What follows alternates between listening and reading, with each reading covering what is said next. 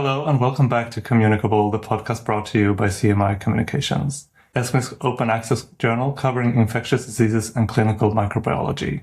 My name is Thomas Tängdén. I'm an ID physician at Uppsala University and associate editor at CMI Comms. I'm joined by two co-hosts, Erin McCreary, ID pharmacist, senior director of infectious diseases strategy at UPMC in Pittsburgh in the US, and also associate editor at CMI Comms. Hey everyone, excited to be here.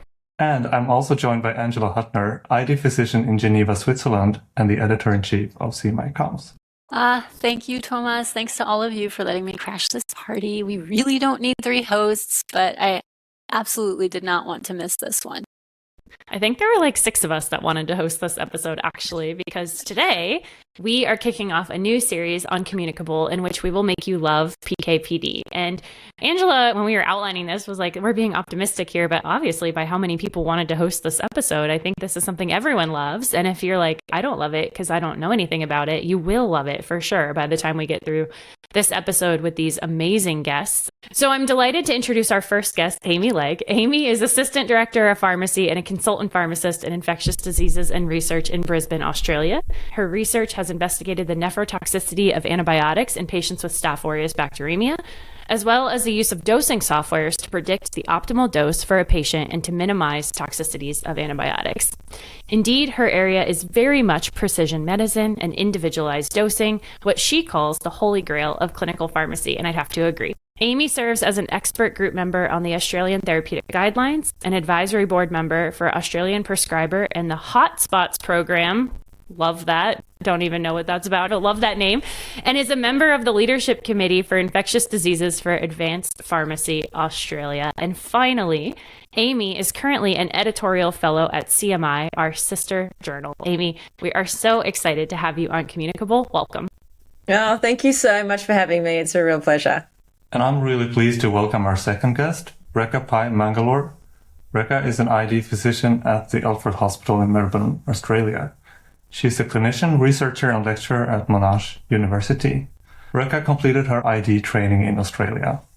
Her PhD on beta-lactam antibiotic TDM in critically ill patients led to the development and implementation of Victoria's first hospital-integrated beta-lactam TDM service, which she now leads. Rekha is actively engaged in translational research, advancing model-informed precision dosing, MIPD, including the integration of biosensor technologies to enable bedside, real-time monitoring of antibiotic concentrations. She is a board member of the Australasian Society for Infectious Diseases, ASID. Rekha is also one of our editorial fellows at CMI Comms. Welcome. Hi, and very excited to be here. I can't wait to get into this episode, but first, our listeners at Communicable know that we always start these episodes with a get-to-know-you question for our guests and our hosts. Today's get-to-know-you, Angela came up with, and I love it. I think it's so interesting. So guys, what is something that other people might find ugly, but you find beautiful? Amy, why don't you get us started? Yeah, I was thinking about this, and I guess I think of so few things as ugly, but one thing that other people seem to not like that I like is rain. I love it when it rains. There's a Paul Kelly lyric that's like, a chilly city suits a troubled soul, and I love it when the weather's moody. I love it when it rains. I think it's really beautiful, and that would be one thing that other people always seem really sad when it's going to rain on the weekend, and I think, how bloody wonderful. That's so funny because you live in one of like the sunniest areas in the world, I think. And I live in Pittsburgh, Pennsylvania, which is rainy every day. So you should come move in with me, I think is what we're saying. It rains all the time here. Rekha, how about you? I can't say I love the rain, Amy. I hate my socks wet. But I found this one really hard because taste is so personal. But I just remembered something I did recently. We are renovating our house and I love color. So I have a room that has orange carpets, pink walls and green chairs and a purple armchair. I love it. My family hate it. And my husband has been vetoing the orange carpet because it hasn't gone in yet. So that's my office. My whole house is white. I am a neutral girl. Not that I don't love color. I have like no eye for decor. So Rekha, you should also move in with me and decorate my house. I appreciate that. I don't think you'll love that. It sounds fun. All right. So now that we know a little bit more about our guests, it's time to dive into this series.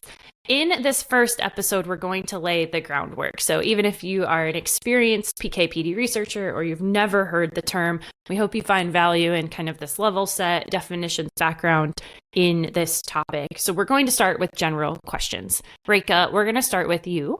When you say PK and PD, what do you think are the minimum concepts a clinician should picture? What does PK mean? What does PD mean? And then what does that include? So PK, which is pharmacokinetics. So pharmaco, which is drug, kinetic, which is movement. So basically PK is the movement of the drug through the body and what that journey really involves. So what the body does to the drug while the drug moves through the body. So if you're thinking of a drug that's administered via any route, except for intravenous, you would have to think about it undergoing absorption. So that'd be the first step. And then it distributes throughout the body and different compartments, so plasma and all the other tissues, other organ spaces.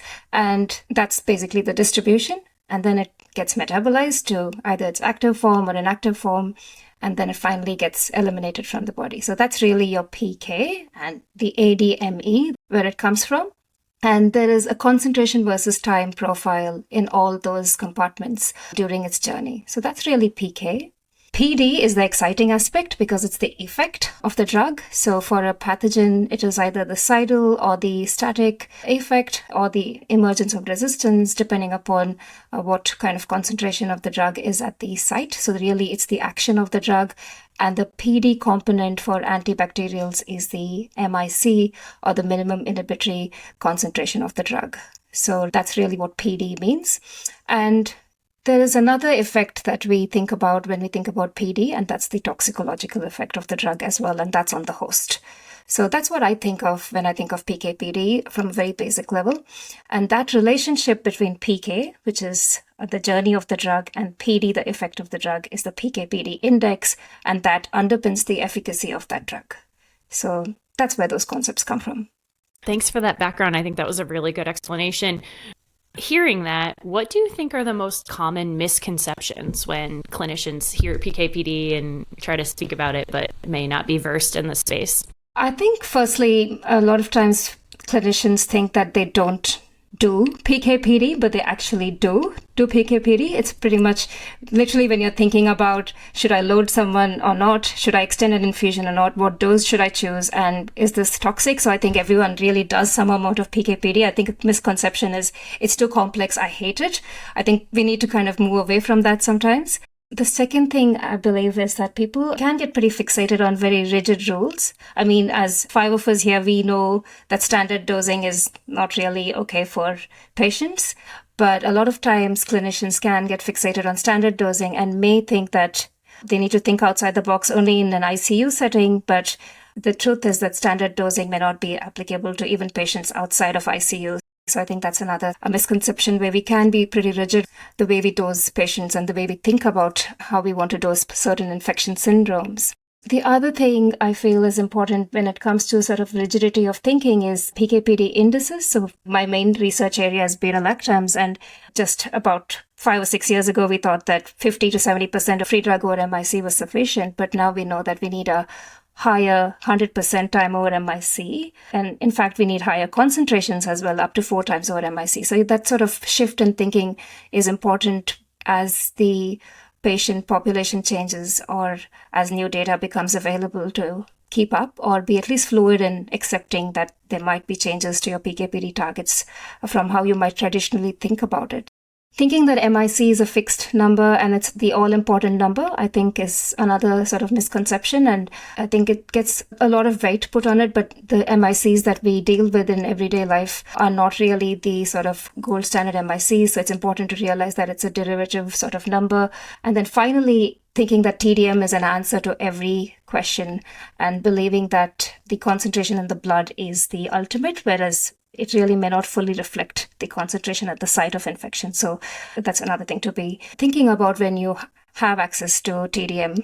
So those are some of the misconceptions that we would come across when people think about PK/PD. Yeah, thank you so much, Rekha. And we'll come back to many of these things and dig a bit deeper on those points later.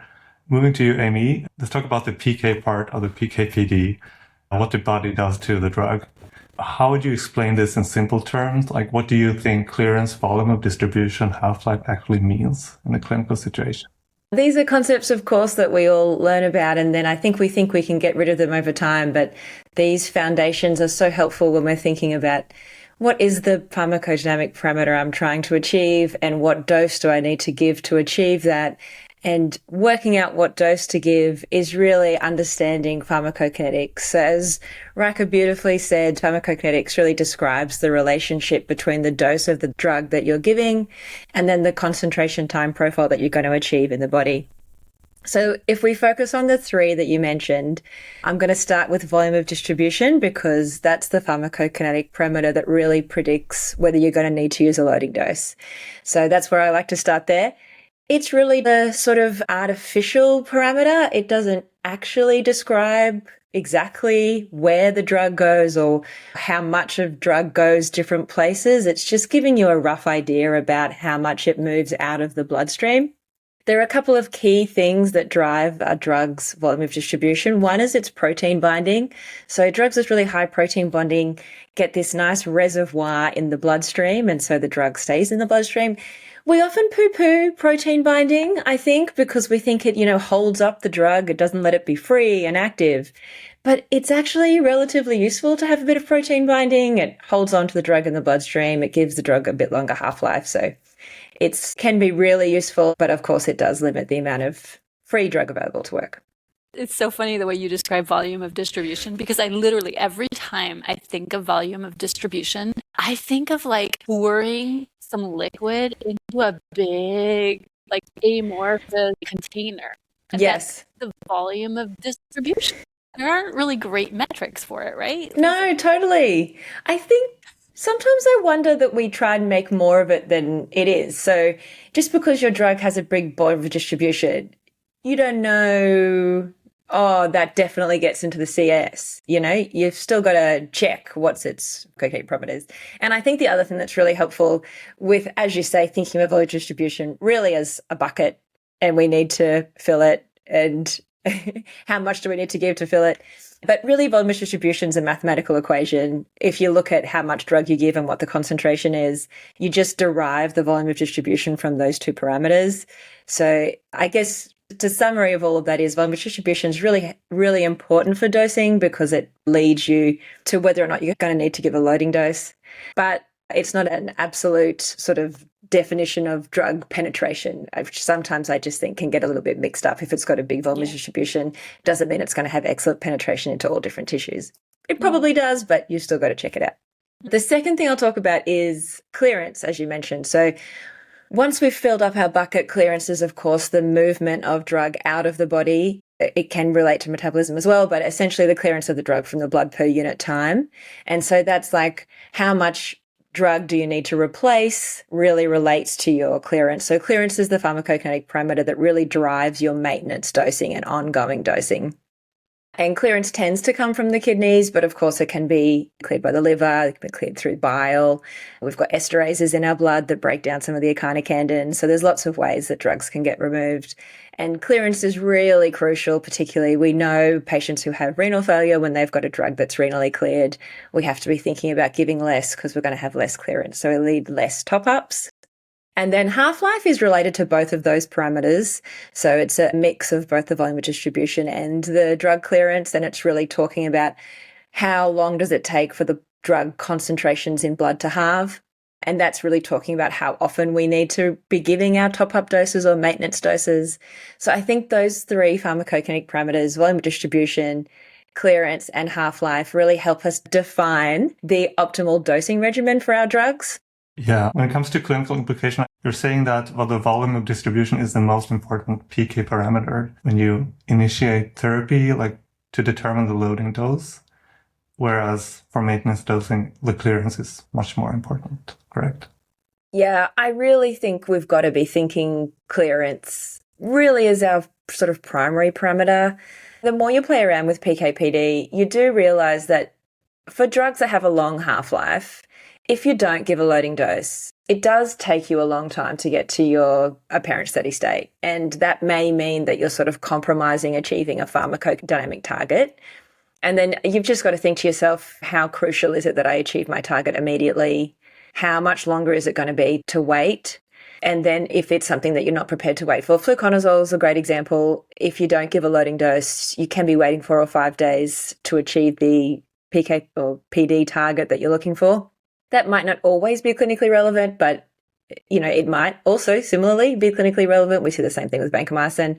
One drug that's having a real moment of loading, I don't know if this is happening internationally, but in Australia, we've sort of moved towards loading clofazimine, and it's got a really long half-life. And even though you give it for months with a half-life of 70 days, if you don't load it, you may never get to the steady state that you're hoping for or the targets you're hoping for. So, volume distribution is important. Loading doses can be really important, but I think for both efficacy and toxicity, having a good understanding of drug clearance and your patient's organ function is probably number one. Just a final question about the PK part. So you mentioned the protein binding, and we usually consider only the known protein bound part to be active, but you said there may be some advantages actually to have some protein binding. I think that's interesting. Yeah. Well, if we think about, meropenem's got like 2% protein binding. We give it 2 or 3 or 4 times a day if you're in a pharmacokinetically forward place. And ertapenem's 98% protein binding. We can give it once a day, and it's really fantastic for patients who go home on community-based therapies. So provided you're still getting the bound fraction that you need for the drug to be efficacious, protein binding can prolong your half-life. It provides this beautiful reservoir of drug in the blood that then, comes off proteins as needed. The trick is, of course, flucloxacillin. That is a cheeky little drug that has very high protein binding and a very short half-life. So that's one sort of trap for young players. Still a fantastic drug, though. It's funny, Thomas, that you asked about that, because my ears also perked up when Amy said protein binding is not something people get excited about. I think increasingly they will, though. I think there's data coming out. I mean, we knew ertapenem a long time ago, the classic 2014 mortality story, whether you believe that small study or not. Now there's data with cefazolin, and it's a very heavily protein bound antibiotic, and seeing more treatment failures or potentially higher dosing needed in patients with hypoalbuminemia, which tracks because the SNAP dosing is 2Q6, which I don't think people realize, right? For deep invasive infections, most of us are capping at 2Q8. So I think hypoalbuminemia is something that we need to appreciate more and is emerging as there's legit clinical care here. When I was in residency, one of my attendings, Dave Andes, a PKPD god, told me to give ertapenem 1Q12 for patients that were obese and or hypoalbuminemic. And I was like, you're insane. But he, alas, is not actually. So I think that's an important point. Yeah, and we've certainly used ceftriaxone Q8 for hypoalbuminemia. Yeah. Because, the protein binding has some advantages for sure, but you've still got to make sure your unbound fraction is adequate. Are you monitoring that, Amy? Is that because you have TDM?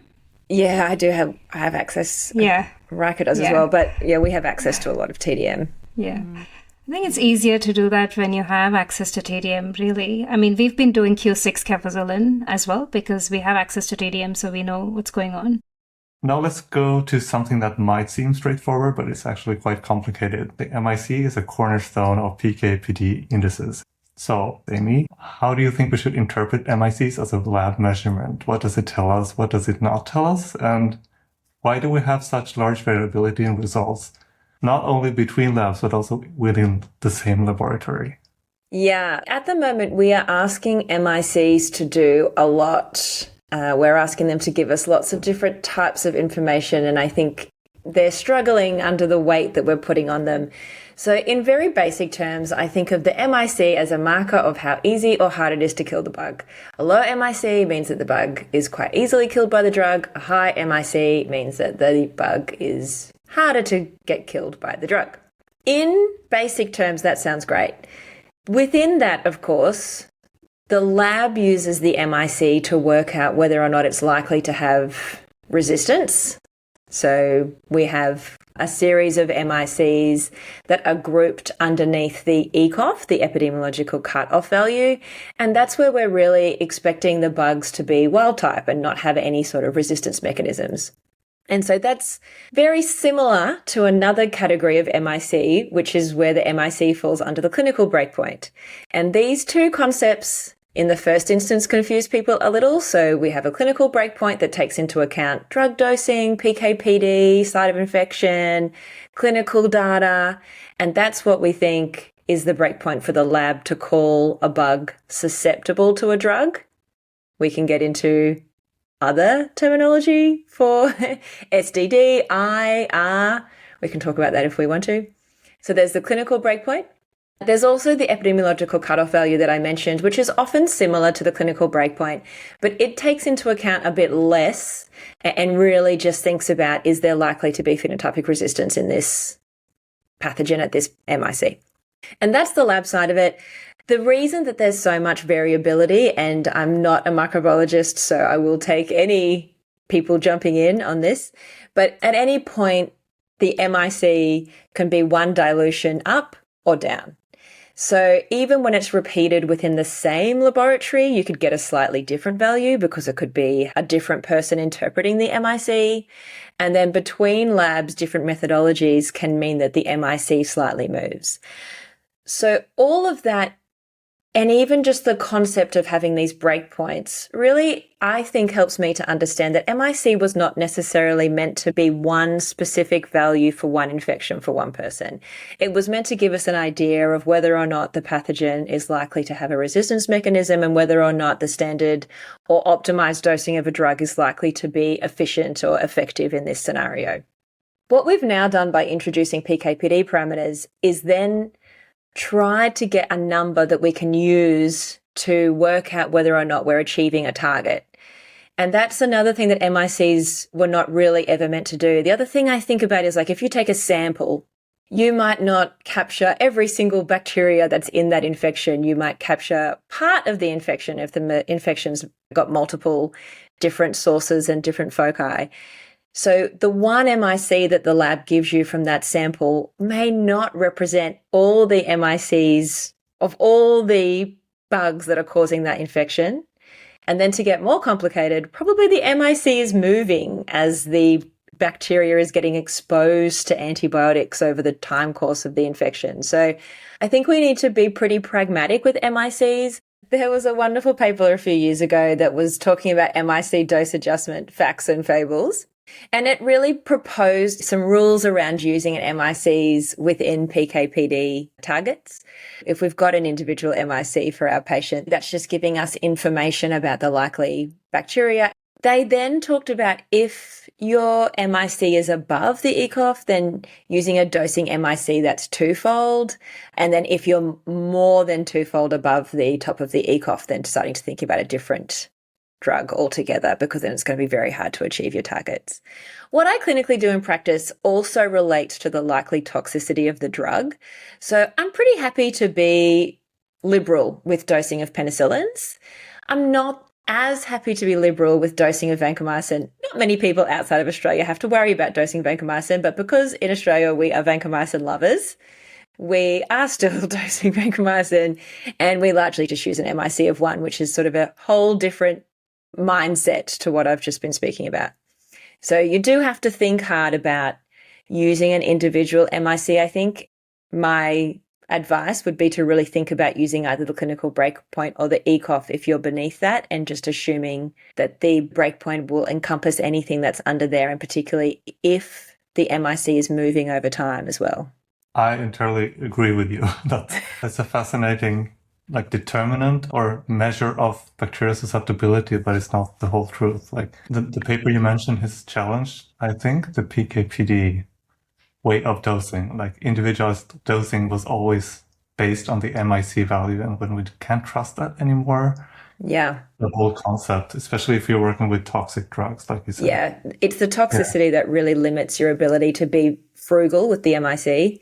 Because once the drug's toxic, you want to give as little as you can, and the lower the MIC usually means the less drug you can give. So as soon as the drug's toxic, you immediately want to use as little as possible. I get it. This could be a whole topic for a whole other episode. But what would be the alternative, right? I mean, I know it's a very limited metric that we're using, one MIC.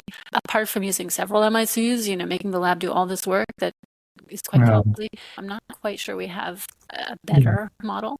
Yeah, what you're asking for is a more sophisticated model to monitor bacterial response to therapy. We're actually only looking at one time point, 20 hours later, which does not say anything about the bacterial killing or regrowth. Like, how does the curve look like? It's a very rudimentary measure.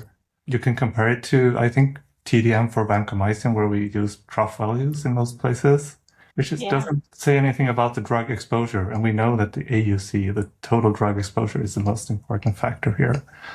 So it's parallel to that, I think. We're using it for practical reasons. It does say something, but especially if you have a unexpected response, you could say, then you probably miss a lot of information. We need more advanced methods, and we'll probably get it eventually. Yeah, I agree with all this dialogue. And I think, Angela, your question and point is so well taken. The MIC is not perfect. If we don't use it, what do we use? And, brilliant people like Thomas are trying to develop new methods. But in the meantime, the MIC is such a core component of some of our PK/PD indices. And when I say some, I mean all, because they're ratios and the MIC is the denominator. And so we have several different response indices we talk about in the PK/PD. So taking one part of each, right? And so free time above MIC, AUC over MIC, or that area under the curve over MIC, Cmax or peak over MIC. We take a PK variable, a PD, the MIC, and we try to make it make sense. So Rekha, looking at those different exposure response indices, how do you decide which one matters for a given drug class, and how do you work with them knowing the limitations of both the numerator and the denominator? Yep. So the PK/PD index is really what we know that links the drug exposure to the bacterial killing, and that's the best we have at the moment, right? So just for the listeners, we talked about free time over MIC, which is how long the free drug concentration remains above the MIC of the infecting pathogen. So that's beta-lactams. AUC over MIC is the total exposure over time, and usually when it's considered to be over 24 hours, for example, fluoroquinolones. And then Cmax, which is the peak concentration over MIC, significant for aminoglycosides. So these indices have been developed over time. In fact, over decades, really, because I think the first paper came out in the 1950s or 1940s by Harry Eagle about time over MIC of penicillins. And since then, several investigations have occurred. And these indices have been developed initially over time kill experiments, which are the static time kill in vitro experiments, and then mouse and rat model dosing studies, and then live animal studies, and then human studies as well. How do you decide? I think basically through all these previous experiments and time kill studies, each of these indices were developed for each of the antibacterial classes. That's how they came up with the PK/PD indices. For example, when you look at beta-lactams, the time kill experiments demonstrated that for the duration of time over MIC, and in fact, up to 4 times over MIC, the concentrations, they improved killing, but then it plateaued off. So that's where it comes from, really. When you use it for an infection syndrome, you are actually thinking, which drug am I using here, and what is my infection syndrome, and what is the likely sort of pathogen? So that's when you decide what exposure you want and what PK/PD index you want to choose. For me, this is so important. I have to teach this too over here. And basically what I say is that humans are not as smart as we think we are, that these 3 PK/PD indices are actually observations, right? These are antibiotics. Penicillin was not actually created by humans. It was already there. It was created by a fungus. It has its own way of killing, right? We didn't develop these indices. We have just been able to observe them. And then once we get the observation, how these things kind of happen naturally, we put it into one of these 3 categories. Correct. One of these 3 jars. Because I feel like my students are often really confused. They're like, why did we make it so complicated? Why did we develop it like this? And I always tell them, look, these are just observations. Nobody would design something so complicated. Tell me if I'm doing something totally wrong. Because my feeling is there is no intelligent design here. This is just the way life is, the way these antibiotics work, and what we are writing down when we observe them. That's literally it, right? They just expose the bugs to different drug concentrations and different dosing schedules and observed an effect. So they're already there, these indices. It's just that we are, trying to describe them in words to ourselves. Yeah, and also some drugs jump between different targets. Exactly. Sometimes you have an AUC that fits better than the Cmax, and other studies show the opposite. So yeah, what Anouk Muller and Johan Mouton used to tell me was there's all this overlap. You can't fit these drugs neatly into one of the 3 indices. Like, it really rarely works that well. And in fact, I think, if I'm not wrong, many of our antibiotics fall into the AUC over MIC. Yeah. It's really the primary PK/PD index, right? That is the driver. And then there are other. Case in point is beta-lactams. You can increase the concentrations to a particular limit. So there is still a concentration dependency there, but it's not the main thing. So there's a primary PK/PD index, and then there is, of course, some fluidity across the indices. Nick Onafrank once told me that beta-lactams were time over MIC and everything else is AUC, and just keep it simple. And all the Cmax stuff was really just because AUC was incredibly hard to dose in the 80s and 90s. Yes. Like, it was just incredibly hard to operationalize in the absence of software. And prioritizing patient safety is really where aminoglycoside dosing and whatnot came from. So fascinating. Okay, so we talked about the indices, we talked about the MIC, the importance and the limitations. Rekha, how does that all come together then in terms of breakpoint setting? So another time where an MIC is a live or die number, right? If it's over this number, it's resistant. If it's under, it's susceptible. That's very meaningful. People take that to the bank because that's the only information they have to say, yes, I can use this drug, or no, I can't. But what's the role of PK/PD target attainment in breakpoint setting? And when is it not that simple? When is it resistant, but we can maybe use PK/PD to safely treat a resistant infection? So breakpoint setting is fairly complex. It's a meeting of experts, I've realized, and they do a good systematic review of all the information that's put in front of them. And there's no sort of magical algorithm, but it's really a deep discussion on what data and evidence is ahead. So really it starts with the MIC distributions and the ECOFFs. You have a database of all the MIC distributions. You have a database of the ECOFFs, which is the wild type population. So you have that information.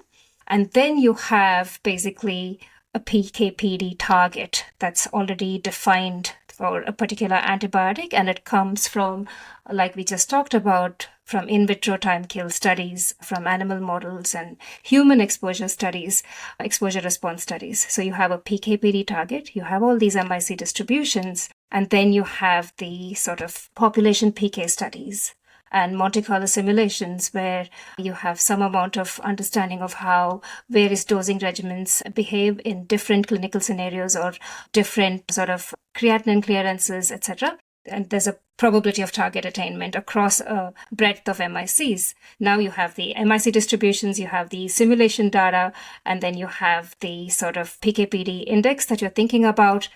And then you have clinical outcome data. So this could come from clinical trials or registration trials or observational studies that may have looked at clinical outcomes, success, failure based on MIC, based on exposure response, safety, toxicity data. All of that is considered into setting a final breakpoint. And it's just literally sitting and really bringing expertise from, if you're thinking about UCAST, expertise in a room that would discuss all the data from these various sources, and then you come up with a breakpoint. So that's how a clinical breakpoint is set in a sort of a simple way. I'm explaining it in a simple way.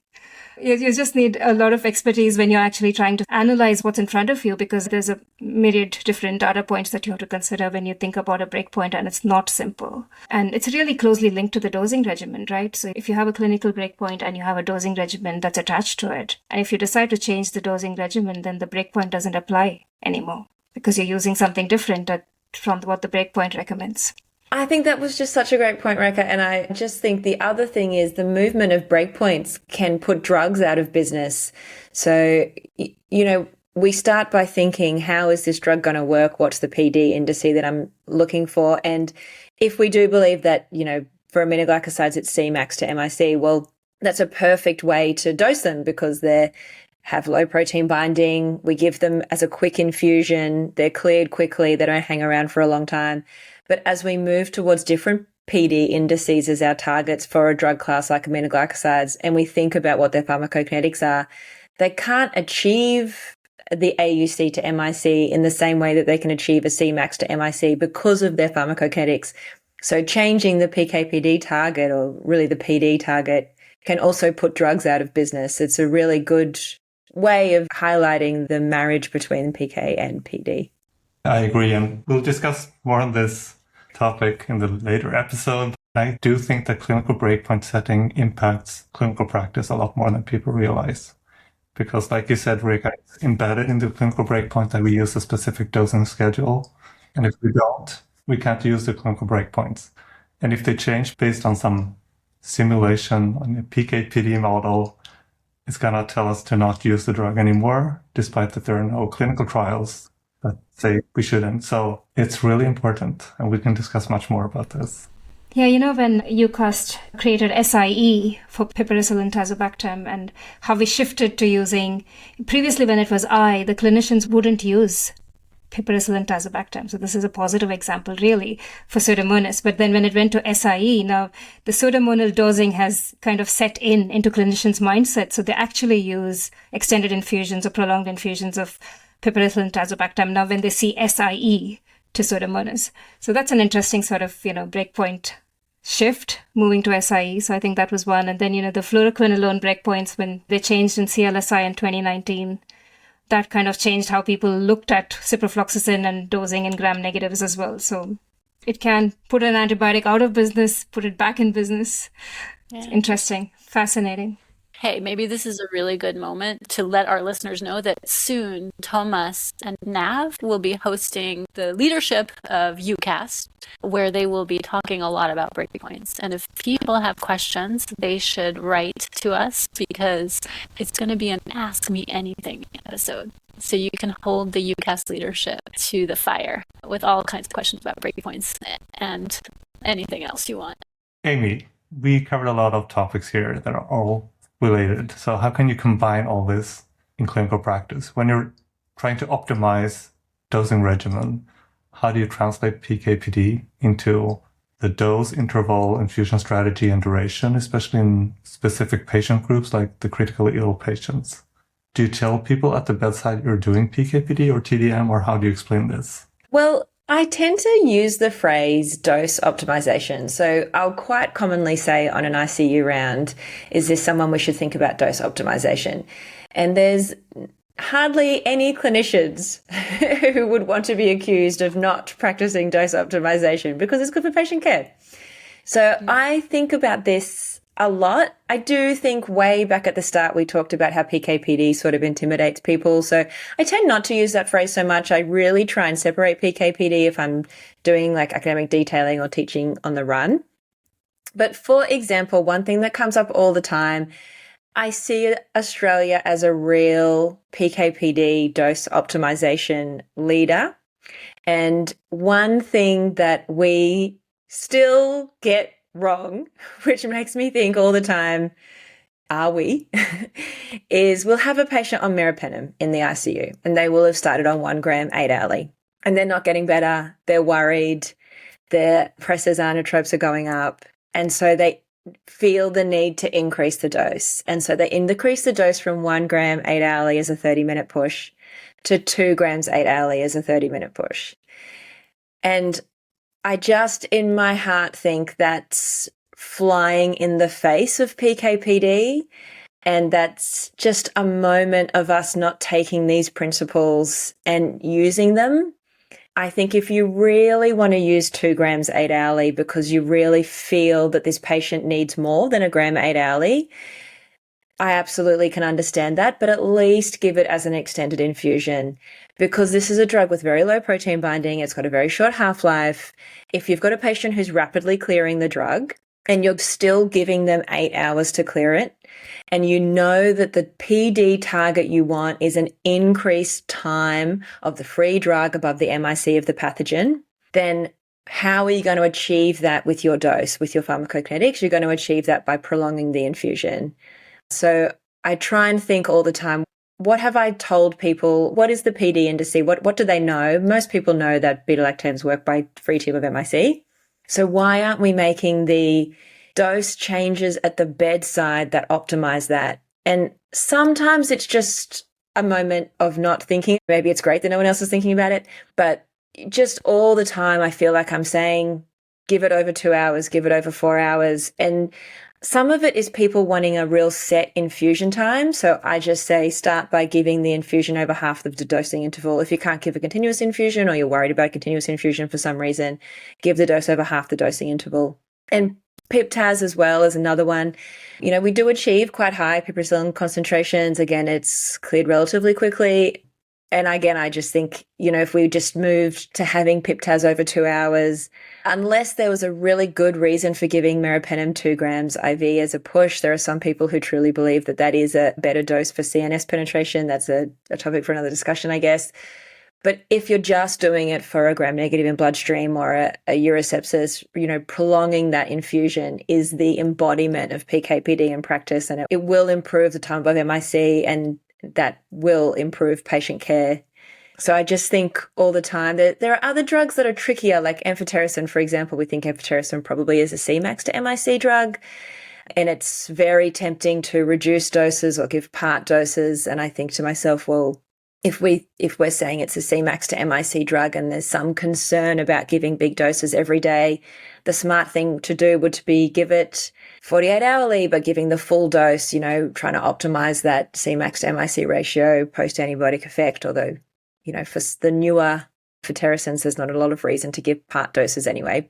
But the marriage, again, thinking about what's my PK/PD parameter, what simple things can I do at the bedside to optimize that? And sometimes we still get it wrong, even in the most basic situations. And the new beta-lactam, beta-lactamase inhibitors are coming pre-dose optimized. People are just learning that they're given over 2 hours because that's how they've come licensed. And they think it's to do with stability or something, but it's really just PK/PD in practice coming through the drug development stage. Yeah, so what you're describing now, I also see that there's a gap between PK/PD knowledge and clinical practice. We recently shifted towards using prolonged infusion always in the ICU setting here. The first proposal from me was to use it only when you had a gram-negative infection. And the ICU doctors told me, that's not practical. We need to do exactly the same for all patients. It's not possible. And would you agree that this is a task that we should take on together, like trying to translate the PK/PD knowledge we have to clinical practice? And I guess we have to simplify it a lot to make people trust it or get used to applying this on an everyday basis. So interesting that you say that, Thomas, because we implemented continuous infusions in our ICU and we simplified it by making it for all comers. So there's not much thinking there. You see meropenem, you see piperacillin, tazobactam, you start the continuous infusion, and it's been wonderful. The uptake is really, really great, and barely seeing any subtherapeutic concentrations now. But he's optimized. I agree completely. And I say this a lot. You have to make doing the right thing easy. And we do 3-hour infusions of cefepime, meropenem, and pip/tazo system-wide, whole house, every patient. And it comes up a lot of like, well, if they're on dialysis and no residual urine, do they really need a prolonged infusion? Probably not. But if I'm a nurse, I'm going to do the same thing every time for the drug. And they're already getting other stuff. And we just don't modify it based on some of those things, because then you're not missing the patients where it really does matter in. And I think this is like our whole world of being pharmacists, but it's almost like operationally, we kind of want to work ourselves out of a job because we want to build these structures where these things are just done. So Rekha, to your point, if everyone's getting continuous infusions out the gate, you don't really need to do TDM. It's safe, it's effective. And like individualization is cool, but is it really adding that extra added value? And that's a whole nother debate we can get into in future episodes. Right? Yep. I think so. Yeah. All right. Well, guys, this has been amazing. I think we always wrap up with, because we've covered so much in a short amount of time, and I hope our listeners are like, wow, you've really given me a lot to think about, because I know you guys have, and this has been really awesome discussion. Is there anything you want to tell our audience that you haven't had the opportunity yet with this episode, or that we haven't specifically asked about? Knowing, again, listeners, there are more PK/PD episodes coming where we're going to get into all kinds of fun things like hollow fiber models and more about target attainment and all that. But for now, Amy, any final words of wisdom? Yeah, I might just say 2 things. One is we're all very passionate about this. I think we've thought about it a lot. I think about it at a very high level. But I hope the listeners understand that it's all based on a series of assumptions, and it's just leading us in the right direction. And you can get really hung up on exact targets. And I just hope that what we can all understand is the principles and trying to make sure we're putting the principles into practice and just not to get too bogged down on the exact numbers, which I'm sure will come out later. The second thing I'll say that I should have said when I was talking about MICs is when we're talking about exposures and toxicity, MICs don't matter. I just find that confuses people a lot because our pharmacodynamic target for efficacy has MIC as a denominator, but our exposure targets for toxicity are just numbers. And they're the two things that I just wanted to say. Thank you. That's a great point because the toxicity is a action of the drug, not of the bug. So it shouldn't be a multiple of MIC at all. I agree. We don't have MIC as a toxicity target. I wanted to just remind listeners that it's important to put everything into the clinical context. So don't forget the patient at all. When you're thinking about PKPD principles and numbers and targets, etc., there is a whole clinical syndrome in front of you. So don't forget the clinical nuance.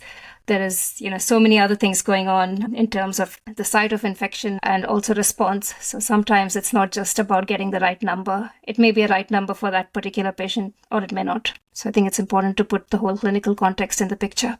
And I'll just say, not to end this by bringing us back to the beginning and putting us in some PKPD matrix, but you could argue that the MIC relationship with toxicity is the breakpoint.